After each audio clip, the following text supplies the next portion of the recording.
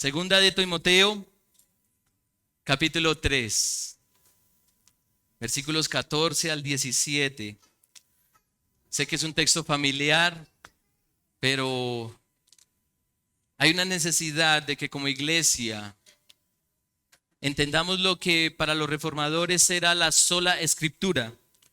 Y uno de los fundamentos de esta verdad se hallaba en Segunda de Timoteo, capítulo 3, versículos 14 al 17. ¿Listos? Entonces, niños, Segunda de Timoteo, capítulo 3, versículos 14 al 17. Nosotros queremos que los niños también disfruten de este día de la Reforma, así que los papitos vamos a estar muy atentos porque ellos van a tener ahí que diligenciar algunas cosas. Quiero que los guíen en esta predicación.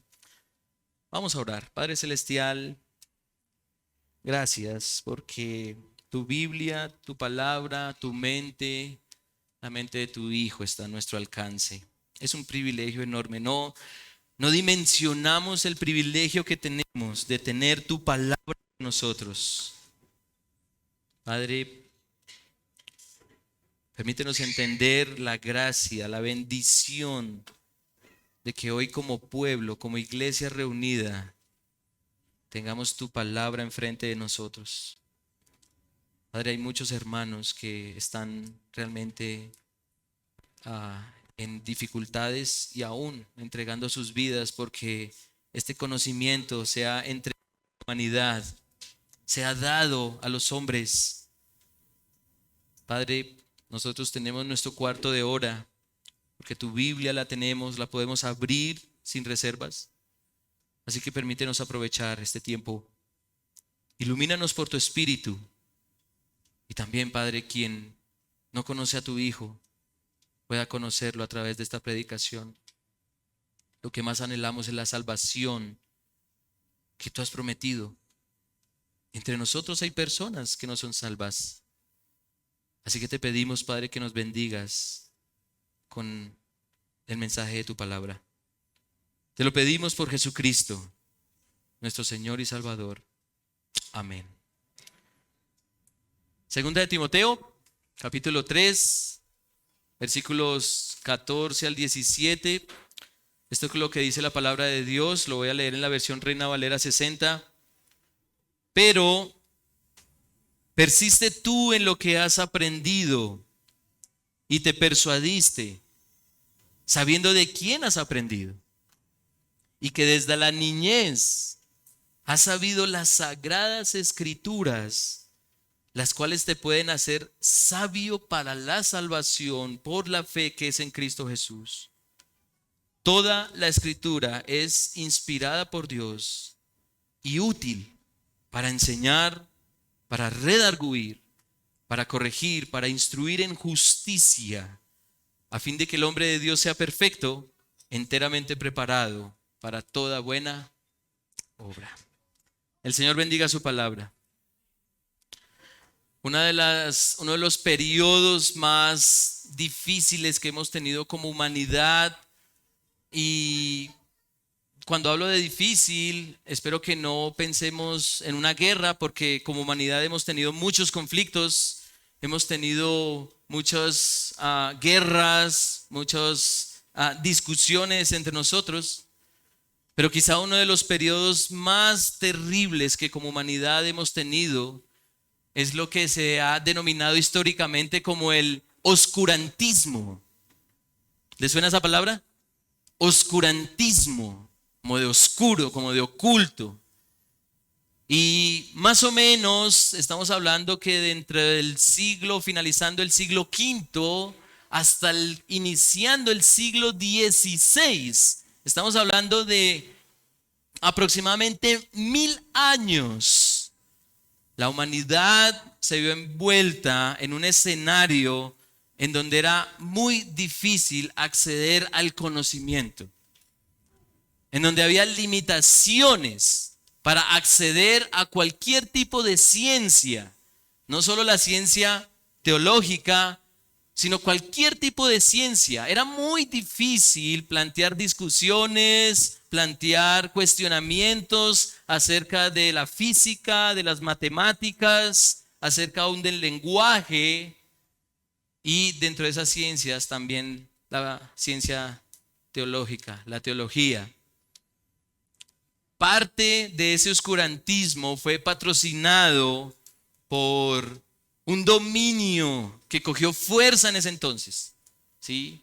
Que tenía velada a la humanidad, no permitiéndole acceso a los saberes, al conocimiento.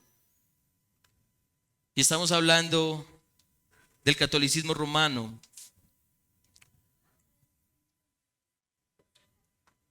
¿No se imaginan cuántas almas queriendo disfrutar de la palabra de Dios no lo pudieron hacer porque el oscurantismo reinaba? Y esa es la definición de oscurantismo. Es una práctica que consiste en oponerse a que ciertos conocimientos o acontecimientos sean dados a conocer. Eso es oscurantismo. Ahora, quiero ponerlos a pensar con esto. Hoy la Biblia es quizá uno de los libros más publicados, más traducidos. Se dice que hay más de 3,000 y quizá más traducciones de la Biblia. Uno de los libros más debatidos, uno de los libros más mencionados, quizá uno de los libros más leídos, pero pareciera que estamos en un nuevo periodo de oscurantismo. Estamos en un nuevo periodo de oscurantismo. ¿Y por qué? ¿Por qué? Bueno, voy a poner algunos ejemplos y creo que se van a identificar conmigo en cuanto a las razones de por qué estamos en un nuevo periodo de oscurantismo. Por ejemplo, hoy muchos cristianos desconocemos los textos bíblicos y su contexto. Cuando yo voy a un grupo de comunión y aún aquí en la Biblia, aquí en la iglesia, nos vemos limitados al conocimiento de la Biblia porque comenzamos a hablar como un lenguaje cristiano, pero parece que la Biblia está lejos. Y hasta decimos, no, pastor, es que todo lo puedo en Cristo que me fortalece. Alguna parte de la Biblia lo dice, alguna parte de la Escritura, ¿sí? Y así comenzamos a mencionar como difusamente textos bíblicos, pero no sabemos en dónde están y desconocemos su contexto. ¿Cuántos de ustedes no han usado todo lo puedo en Cristo que me fortalece? ¿Pero conocen el contexto? Porque, ¿y dónde está ese texto, hermanos? ¿Dónde está todo lo puedo en Cristo que me fortalece? Filipenses, ¿cierto? Filipenses. Y estoy seguro que más de uno estuvo, ¿dónde? ¿Dónde está? ¿Dónde está? Y ese es un texto popular. Pero desconocemos los textos bíblicos y su contexto. Conocemos más de otros temas que describen las cosas, y mucha atención a lo que voy a decir. Conocemos más de otros temas que describen las cosas cuando la palabra de Dios explica las cosas. Nos encanta, de alguna manera sensacionalista, y ¿por qué no? Hasta morbosa, escuchar noticias, leer la prensa, informarnos en los diarios de lo que está pasando y nos escandalizamos por la violencia, la muerte, los conflictos, los robos. Nos escandalizamos y decimos, no, este mundo está terrible, este mundo está pervertido. Y nos quedamos ahí. Y no vamos a la Biblia que nos describe perfectamente por qué estamos como estamos. Estadísticamente, No hay lectura de la Biblia en el pueblo de Dios y por lo tanto poco conocimiento de Dios. Estadísticamente. Y las estadísticas a veces pueden inflar las cosas, pero no están muy lejos de la realidad. No están muy lejos. Hermanos, ¿ustedes están en este momento leyendo la Biblia? ¿La están leyendo con la frecuencia que deberíamos leerla?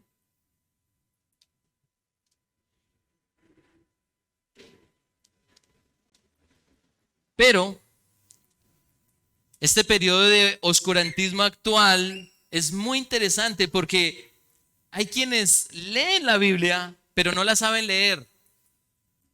No la saben leer. Hay hermanos y hace unos tiempo atrás, cuando estábamos en pandemia, hubo una iniciativa en donde hermanos nos reuníamos online y nos poníamos a leer la Biblia.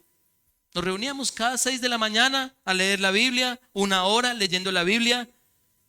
Y yo les dije, hermanos, vamos a hacer un ejercicio. Alguien va a leer la Biblia y cierren sus ojos a ver si comprenden lo que están leyendo. Y cuando uno cerraba los ojos y escuchábamos a alguien leer, uno decía, no entiendo nada. No sabemos leer. Así como lo decía en la escuela dominical. Leemos la Biblia como si leyéramos un mensaje de WhatsApp. Pero también hay razones por las que estamos en un nuevo periodo de oscurantismo. Y es que quienes saben leer lo hacen desde sus presuposiciones y no dejan que la Biblia hable. ¿Mm? Cada uno de nosotros tiene un día particular, tiene una semana particular. Y entonces yo quiero ir al libro de los Salmos para que me dé esperanza al Señor. Yo no quisiera leer algo como Juan 8, en donde el Señor nos dice, ustedes son de vuestro padre el diablo. No, eso no me sirve. Eso es terrible para mí. Yo necesito algo como que el Señor es mi amparo, mi fortaleza, mi pronto auxilio en las tribulaciones. Eso es lo que necesito. Entonces vengo leyendo Juan, pero no, me salto el Salmo porque necesito el Salmo. No necesito Juan. Entonces quienes saben leer lo hacen desde sus presuposiciones y no dejan que la Biblia hable. Hermanos, amigos, quienes nos visitan, es increíble que hoy estemos en un nuevo periodo de oscuridad cuando tenemos la libertad de acceder una y otra vez a las Escrituras. Tenemos libertad, la Biblia está al alcance de nosotros. La tenemos en nuestro idioma.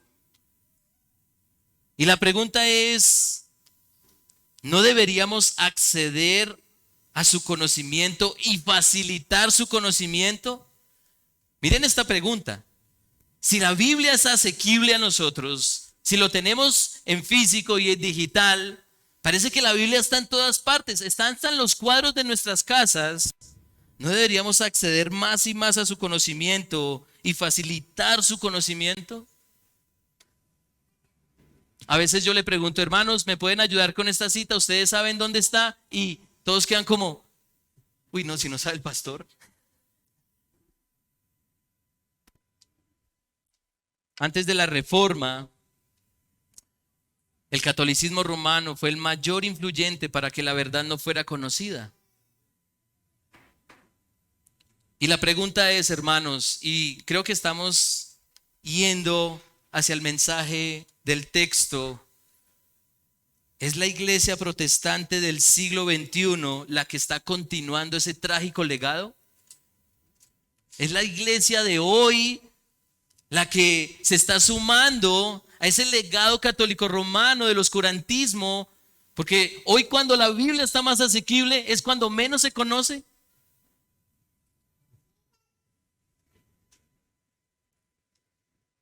Vamos a hacer el ejercicio, a ver si la palabra de Dios tiene la razón. Porque hay textos en la Biblia que nos llaman a recordar una y otra vez que necesitamos de la palabra para ser iluminados. Pero no solo para ser iluminados, no solo para recibir un conocimiento, sino para mostrar a aquel que es nuestro Creador y Dios y Salvador. Hermanos, lámpara es tu palabra. ¿Y dónde está eso? Salmo 119, ¿cierto? Que tiene 176 versículos. Por ahí está. ¿Sí? Por ahí está. ¿Sí? La exposición de tus palabras ilumina, hace entender a los simples. ¿Eso dónde está? El 119, hermanos, estamos en el 119. La palabra de Cristo mora en abundancia en sus corazones. ¿Sí? Colosenses. Ya te están adelantando a mi predicación. Muy bien. ¿Qué capítulo de Colosenses? 3, 2, 1. Algunos de los 4 capítulos. ¿Sí? La palabra de Cristo mora en abundancia en ustedes, ¿cierto? Exhortándose, enseñándose con cánticos, himnos, salmos espirituales.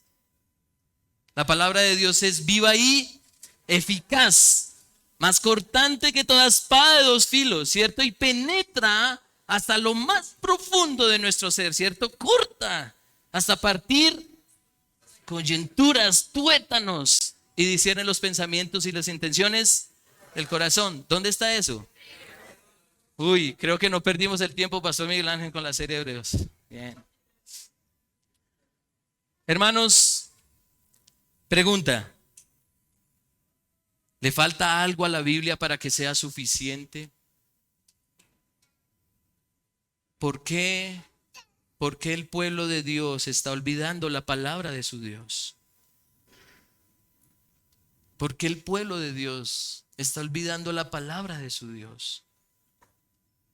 ¿Por qué al pueblo de Dios le está costando tanto mostrar a su Dios? Hermanos, cada vez que ustedes acceden a la Biblia y conocen de su Dios, están obligados a mostrarlo. Pero ¿por qué el Dios parece desconocer a su Dios y se le dificulta mostrar a su Dios? ¿Le falta algo a la Biblia para que sea suficiente, tanto para que conozcamos a Dios como para que podamos mostrarlo?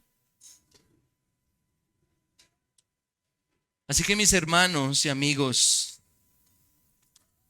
el mensaje de este texto de 2 Timoteo 3 es que busquen la suficiencia de las Escrituras para ir a Dios y para que vivan para Él. Busquen la suficiencia de las Escrituras para que ustedes vayan a Dios y para que vivan para Él. Necesitamos continuar el legado divino que se forjó en la iglesia primitiva, allá 2000 años atrás, cuando vino el Espíritu Santo sobre la iglesia de Jerusalén y que fue avivado en el siglo XVI por los reformadores. Sola escritura, solo las escrituras. Es decir, que todo hijo de Dios, todo verdadero cristiano, debe guiarse solamente por la Biblia como la suficiente palabra de Dios inspirada y autoritativa.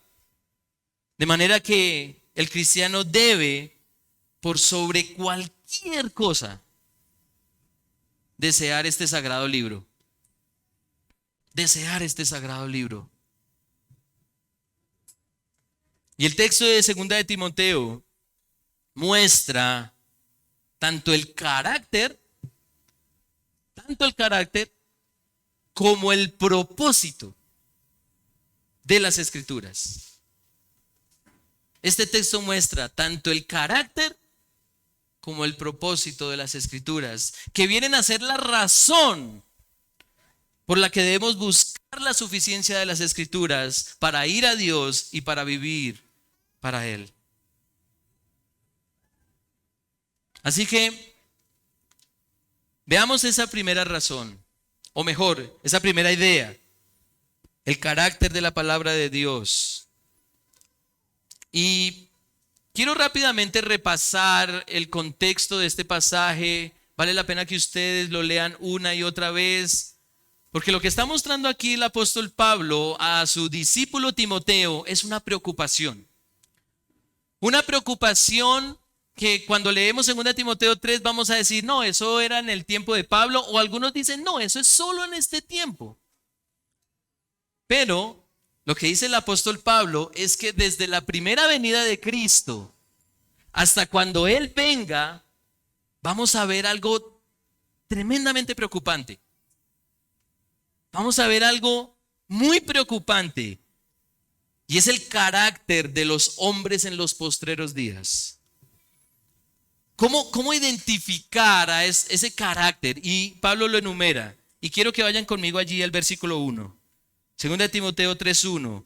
También debes saber esto, Timoteo, que en los postreros días vendrán tiempos peligrosos, porque habrá hombres amadores de sí mismos, avaros, vanagloriosos, soberbios, blasfemos, desobedientes a los padres, ingratos, impíos, sin afecto natural, implacables, calumniadores, intemperantes, crueles, aborrecedores de lo bueno, traidores, impetuosos, infatuados, amadores de los deleites más que de Dios, que tendrán apariencia de piedad, pero negarán la eficacia de ella. A ellos evita, porque de estos son los que se meten en las casas y llevan cautivas a las mujercillas cargadas de pecados, arrastradas por diversas concupiscencias. Estas siempre están aprendiendo y nunca pueden llegar al conocimiento de la verdad. Y de la manera que Janes y Jambres resistieron a Moisés, así también estos resisten a la verdad. Hombres corruptos de entendimiento, reprobos en cuanto a la fe, mas no irán más adelante, porque su insensatez será manifestada a todos, como también lo fue la de ellos. Y miren el versículo 13. Mas los malos hombres y los engañadores irán de mal en peor, engañando y siendo engañados. Engañando y siendo engañados. No sé si ustedes se identifican con esa lista. No sé si ustedes se hallan en esa lista. Y no es una lista exhaustiva. No es una lista donde, no, esto es lo que dice Pablo, solo estos. Básicamente lo que Pablo le está diciendo a Timoteo es, Timoteo, prepárate porque van a venir hombres, personas, mujeres, niños que van a ignorar la Biblia. Van a ignorar la voluntad de Dios. Van a ignorar lo que Dios quiere para esta humanidad. Lo van a ignorar, lo van a rechazar. Y eso se refleja en estas conductas. Lo van a tener por poco. Así que esos versículos muestran el carácter de los hombres de los últimos tiempos. Y cada vez que nosotros pecamos, inevitablemente entramos en esta lista.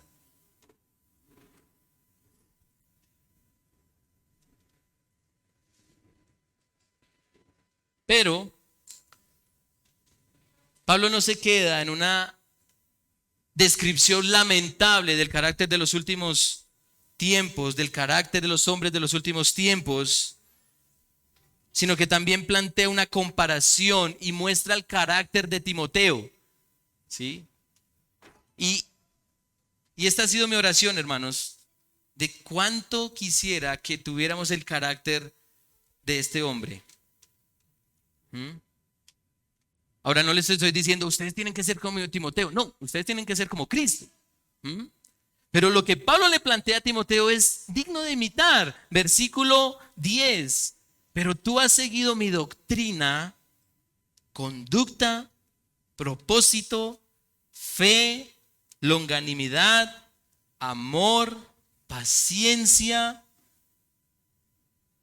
persecuciones, padecimientos, como los que me sobrevinieron en Antioquía, en Iconio, en Listra, persecuciones que he sufrido y de todas me ha librado el Señor. Y también todos los que quieren vivir piadosamente en Cristo Jesús padecerán persecución. Persecución.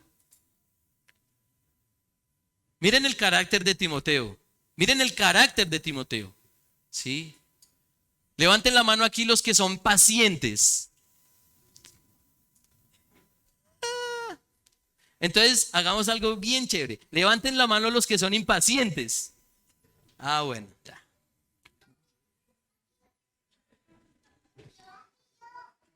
Eres impaciente, ¿cierto, Ana? Sí. Bueno, Pablo está mostrando una comparación. Pero hermanos, mucha atención a esto. Mucha atención a esto. Este carácter en Timoteo tiene sentido por el carácter, y mucha atención, no se pierdan acá, y también los niños.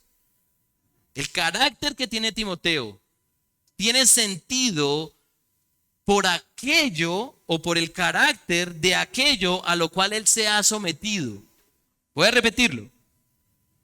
Este carácter en Timoteo tiene sentido por el carácter de aquello a lo cual él se ha sometido. ¿A qué ha sido sometido Timoteo? ¿A qué? Versículo 14. Pero persiste tú en lo que has aprendido y te persuadiste, sabiendo de quién has aprendido. Y que desde la niñez has sabido ¿qué? Las sagradas escrituras, las cuales te pueden hacer sabio para la salvación por la fe en Cristo Jesús. Toda la escritura es inspirada por Dios y útil, ¿para qué? Para enseñar, para redarguir, para corregir, para instruir en justicia. El carácter de Timoteo es un reflejo de lo que a él ha sido sometido.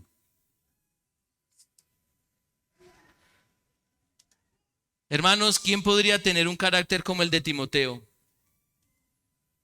Seguir la doctrina, la conducta bíblica, el propósito, la fe bíblica, el amor y la paciencia bíblicas. ¿Quién de nosotros podría continuar en la fe, predicando a Jesucristo en persecución? Bueno, quien se somete a la escritura, a la suficiencia de las escrituras, puede lograr ese carácter. Puede lograr ese carácter. Aquel que se apropia de la palabra de Dios, aquel que abraza las escrituras, puede tener un carácter como el de Timoteo. Y ustedes saben, hermanos, claramente ustedes saben que Timoteo no es el ejemplo, ¿sí? El ejemplo es Cristo. Pero en este texto, Timoteo es una sombra de ese carácter al cual debemos aspirar. Y es que todos nosotros debemos ser como Cristo.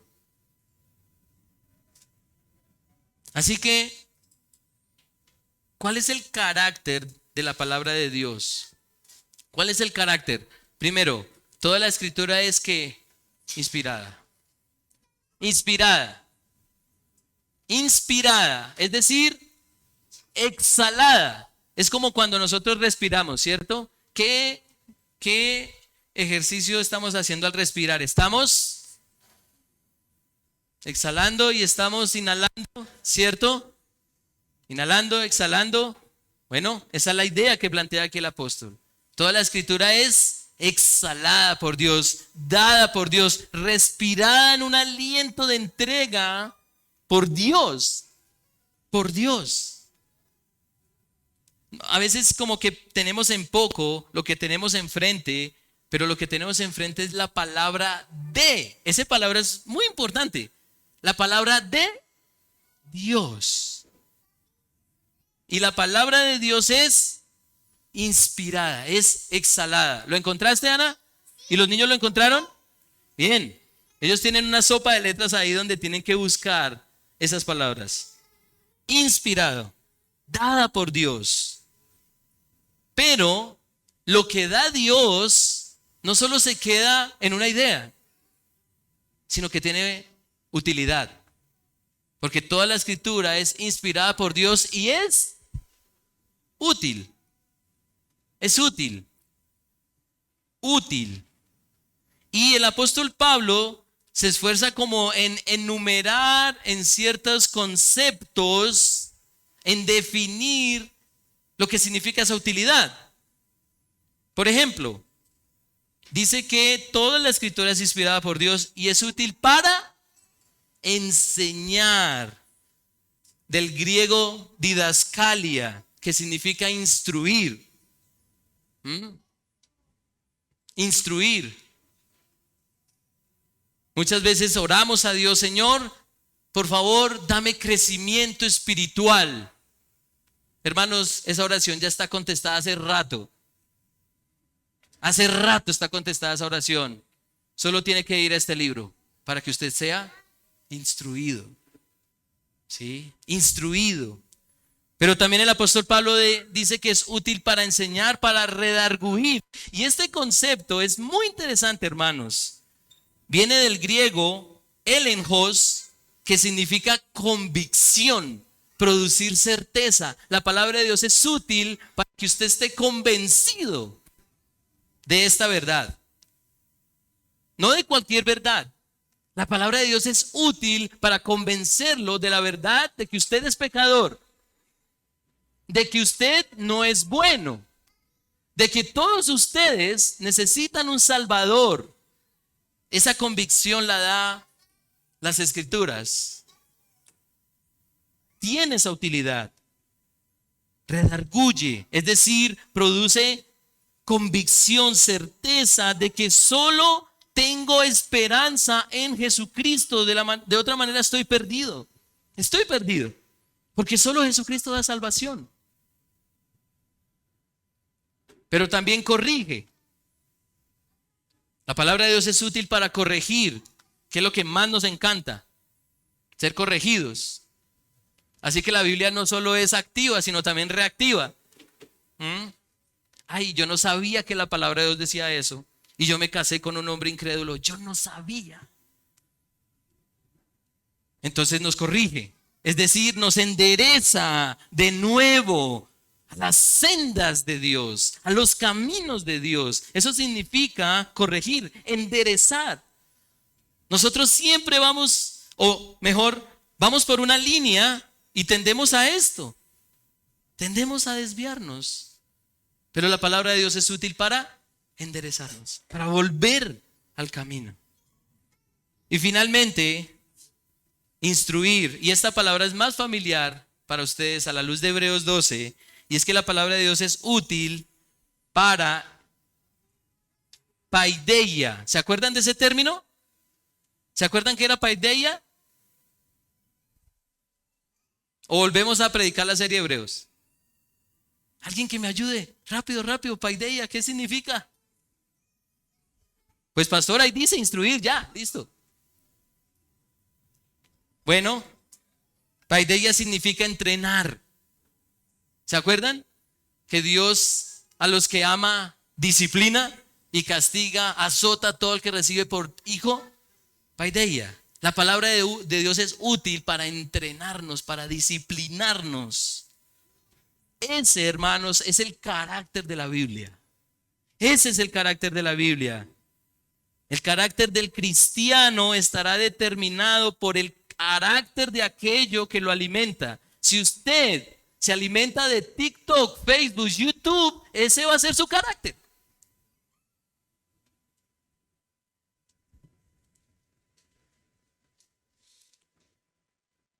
El carácter del cristiano estará determinado por el carácter de aquello que lo alimenta.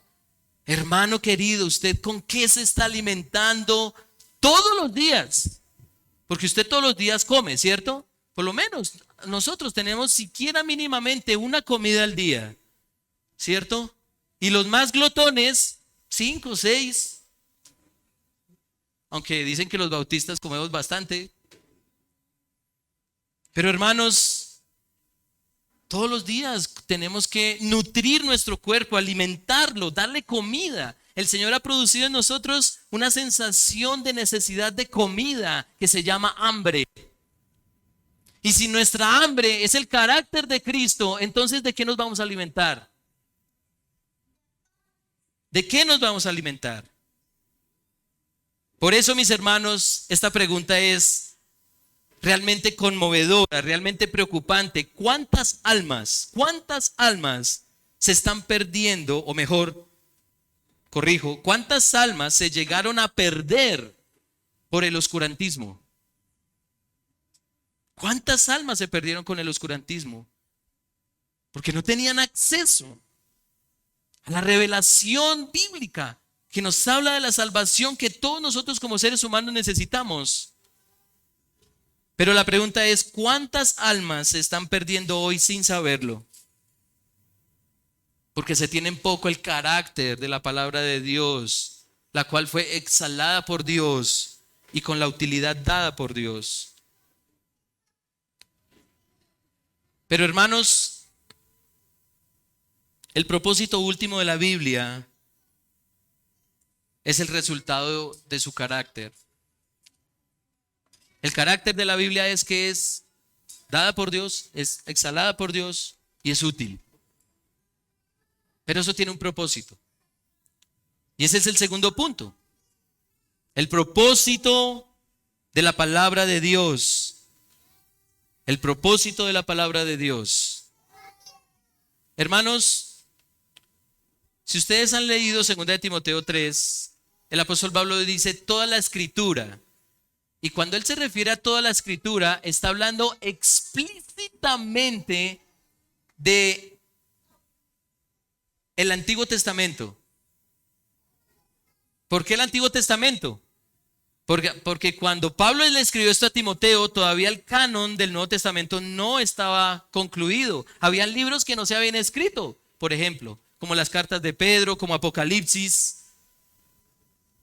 Aquí él está hablando explícitamente del Antiguo Testamento. Y ese Antiguo Testamento, Pablo le dice a Timoteo que tiene un propósito. Tiene un propósito. Y por lo menos el texto muestra dos. Primero, versículo 15. Y que desde la niñez has sabido las sagradas escrituras, las cuales te pueden hacer sabio para la salvación por la fe que es en Cristo Jesús. ¿Cuál es el primer propósito? Dar a conocer a Jesús. Dar a conocer a Jesús. Hermanos, ¿ustedes alguna vez han evangelizado o le han predicado a alguien acerca de Jesús solo con el Antiguo Testamento? Imagínense que no tuviéramos el Nuevo Testamento. Imagínenselo, que no tuviéramos el Nuevo Testamento. ¿Podríamos mostrar la salvación que es en Cristo Jesús solo con el Antiguo Testamento? Pablo está diciendo que sí. Toda la escritura es inspirada por Dios. Desde la niñez, Timoteo, tú has sabido las sagradas escrituras, las cuales te pueden hacer sabio para la salvación que es en Cristo Jesús. ¿Ustedes alguna vez han evangelizado solo con el Antiguo Testamento?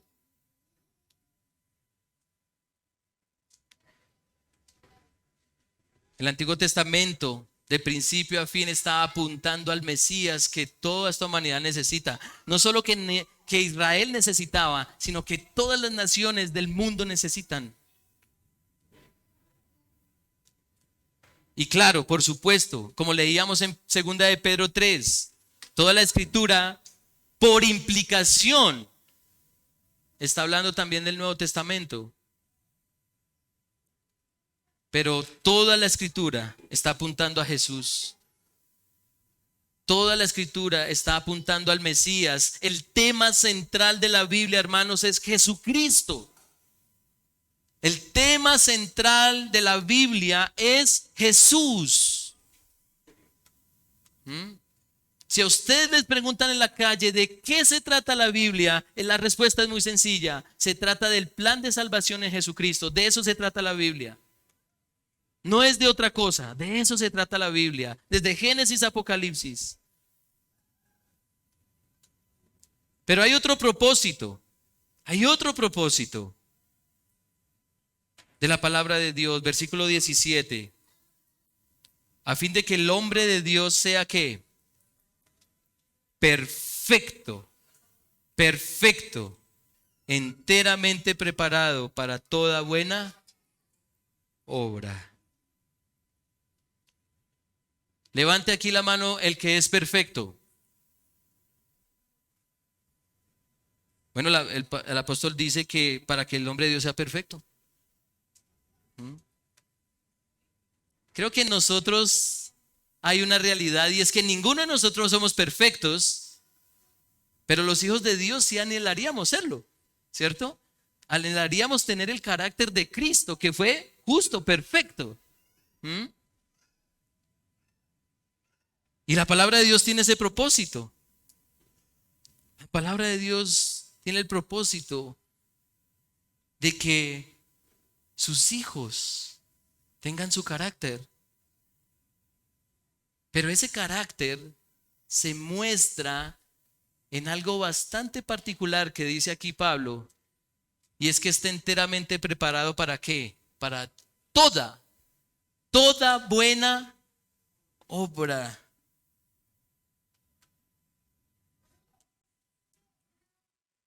Hermanos, ese es el propósito de la palabra. Llevarnos a Jesús y vivir como Jesús. La gran desgracia del oscurantismo es que millones necesitaban la salvación, pero no la obtuvieron, no tuvieron salvación. Hermanos, pregunta, ¿será la misma desgracia hoy? Hermanos, ¿ustedes se perciben en una era de oscurantismo el día de hoy? Porque hay todo un mundo que necesita a Dios. Hay todo un mundo que hoy necesita a Dios. Y limitamos el acceso a Él por no conocer este libro que habla de Él. Decía un famoso predicador que él abría la boca para solo dos cosas. ¿Saben para qué? Para comer y para hablar la palabra de Dios.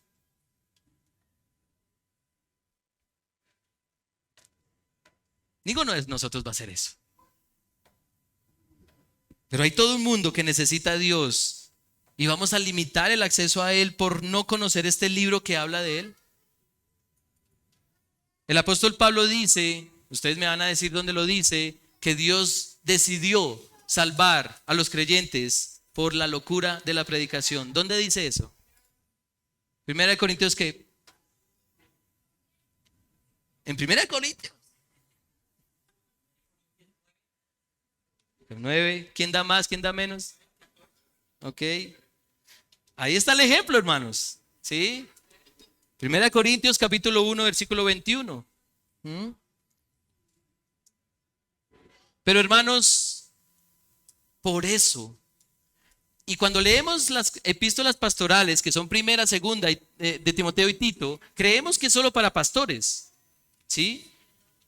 Pero luego no se nos ha dado a todos el ser profetas de Dios, testigos de Dios, comunicadores de la verdad de Dios. Por eso es que Pablo le dice a Timoteo en el capítulo 4, versículos 1 al 2, Timoteo, te encarezco delante de Dios y del Señor Jesucristo, que juzgará a los vivos y a los muertos en su manifestación y su reino, que prediques palabra, que instes a tiempo y fuera de tiempo, redarguye, reprende, exhorta con toda paciencia y doctrina.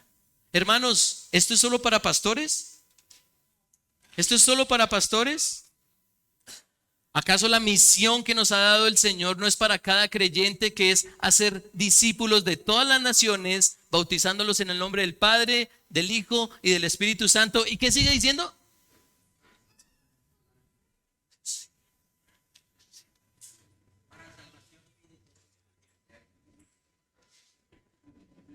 ¿cómo era que decía? Mateo 28, 18, que creo que es quizá uno de los pasajes que más repiten los predicadores, enseñándoles, ¿cierto? ¿Ya se acordaron? Enseñándoles a que guarden todas las cosas que yo les he enseñado. Y aquí yo estoy con ustedes hasta el fin del mundo. Hermanos, busquen la suficiencia de las Escrituras para ir a Dios y para vivir para Él. ¿Y eso de vivir qué significa? Lo que dice el apóstol en el versículo 17. A fin de que el hombre de Dios sea perfecto, enteramente preparado para toda buena obra. Y al que sabe hacer lo bueno y no lo hace, se le es contado por... ¿Dónde dice eso?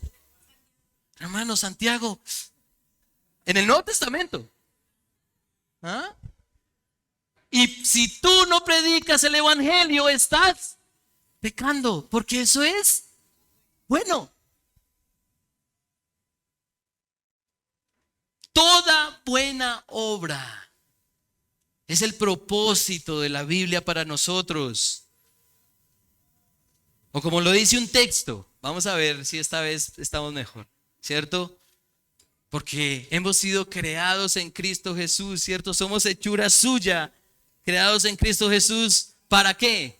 Buenas obras, las cuales Dios preparó de antemano para que anduviésemos en ellas. ¿Dónde está eso? Gracias Dios. Algo conocemos, algo estamos cerca. Efesios 2:10. Por eso, mis hermanos, la oración incesante del apóstol Pablo, y no lo dice solo en una carta, no lo dice en una sola carta, lo dice casi en todas sus cartas. El apóstol le dice a los de Colosas, a los de Éfeso, a los de Tesalónica, casi a todas las iglesias, les dice, pero vamos a ver en qué parte está esto. Doblo mis rodillas delante de Dios el Padre. Doblo mis rodillas para que ustedes sean llenos del conocimiento de Jesucristo, ¿sí? Para que ustedes sean capaces, ¿sí?, de entender cuál es la anchura, la altura, la profundidad y de conocer el amor de Cristo. Y así lo dice en cada una de sus cartas. La oración incesante de Pablo no era por salud, no era para mejorar la economía. La oración incesante es: yo quiero que ustedes conozcan más a su Señor, conozcan más a Cristo. ¿Y cómo podemos conocer a Cristo más? Por la palabra de Dios. El Señor Jesucristo dijo a sus discípulos, ustedes me van a ayudar, ustedes son la luz del mundo. Ustedes son la luz del mundo, ¿sí? Una vela, un candelero no se puede esconder debajo de un almud. ¿Dónde dice eso? Hay 4 evangelios, hermanos. Juan, ¿no? ¿Dónde? Mateo 5, el sermón del monte, ¿sí? Hermanos, ¿ustedes están alumbrando? ¿Estamos alumbrando, hermanos? Porque toda buena lámpara necesita un buen aceite para seguir alumbrando. Toda buena lámpara, para que perpetúe su luz o para que dure su iluminación, necesita un buen aceite. No un aceite de mediana calidad, necesita un buen combustible. Hermanos, ese combustible está enfrente de ustedes. La palabra de Dios. Y la tienen en abundancia. Hermanos, la humanidad ya tuvo que soportar siglos de oscurantismo. No puede ser posible que patrocinemos el oscurantismo en pleno siglo XXI. Hay todo un mundo sumergido en tinieblas. Los muertos vivientes deambulan por todas partes. Grandes y pequeños están ciegos porque no hay luz para que puedan ver. Hermanos, somos el pueblo de Dios, a quienes se nos ha dado la gracia de ver. Se nos ha resplandecido con la luz del evangelio de la gloria de Cristo. Y Pablo dice, por ahí dice, de verdad lo dice, hermanos, ¿sí? Pablo lo dice, pero si nuestro evangelio está encubierto, ¿qué más sigue diciendo? Entre los gentiles está encubierto. Porque el príncipe de este siglo, ¿sí? Satanás, ¿qué está diciendo? ¿Qué está haciendo? Ha cegado ¿qué? El entendimiento de los incrédulos para que no les resplandezca la gloria de Jesucristo. Hermanos, busquen la suficiencia de las Escrituras para ir a Dios y vivir para Él. Busquen con pasión la palabra de Dios, porque ustedes anhelan ver a Dios. ¿Ustedes anhelan ver a Dios, hermanos? Si ustedes anhelan ver a Dios, desean ardientemente este libro. Si ustedes desean ver a Dios cara a cara, ustedes desean con pasión este libro. Busquen leer la Biblia con frecuencia para que recuerden una y otra vez cuál es su esperanza en medio de un mundo perdido y engañado. Pero, hermanos, busquen leerla con frecuencia para que sepan cómo predicar de su Señor y cómo mostrar a su Señor. Eso no se puede hacer con pequeñas píldoras de Biblia.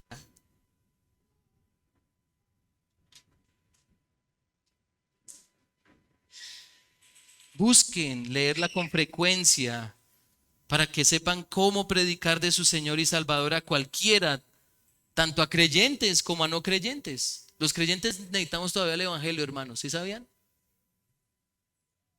Busquen estudiar la Biblia para que produzcan ustedes un deseo incontenible de mostrar a Jesucristo en lo que piensan, en lo que hablan, en lo que hacen.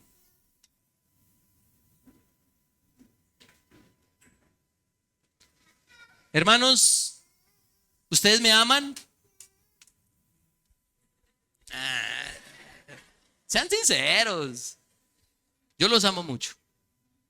Los amo mucho. Como pastor los amaré más y más. ¿Y sabe cómo los voy a amar? Señalándoles. Y ustedes van a decir, uy, el pastor se transformó.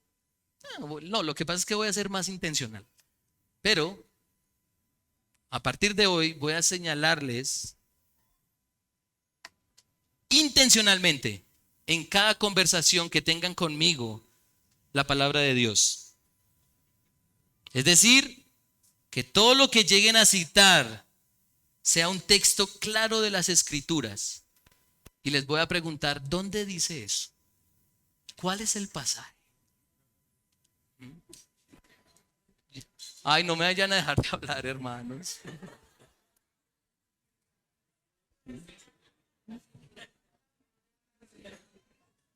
Pastor, pero no tengo buena memoria.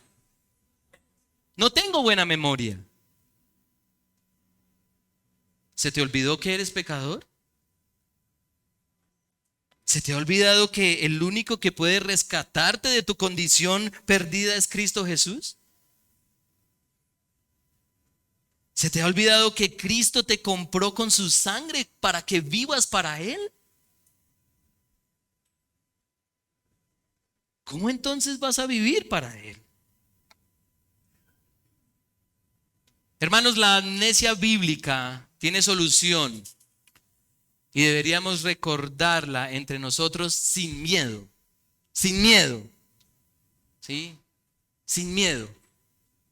Así que con frecuencia pregúntense ustedes entre hermanos y hermanas, pregúntense, ¿estás leyendo la Biblia? ¿Estás leyendo la Biblia? ¿Cómo la lees? Muéstrame, ¿cómo la lees? ¿Cómo es tu ejercicio de lectura diario? ¿Qué estás leyendo? ¿Qué libro de la Biblia estás leyendo ahorita? ¿Qué has aprendido?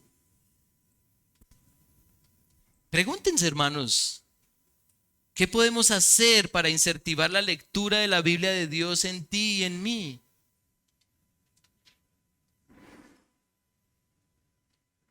Hermanos, de verdad, existe una diferencia notable entre leer la Biblia y escuchar una predicación. Ustedes aquí están desayunando el domingo con el sermón. ¿Y qué van a comer el resto de la semana? ¿Cuál es su dieta diaria de la voluntad de Dios? Hermanos, busquen la suficiencia de las Escrituras para ir a Dios y vivir para Él. Así como los siglos 6 o 5 al 16 quedaron marcados en rojo con el oscurantismo del catolicismo romano. El siglo XXI no quede con la vergonzosa marca de la oscuridad por parte de la Iglesia de Cristo.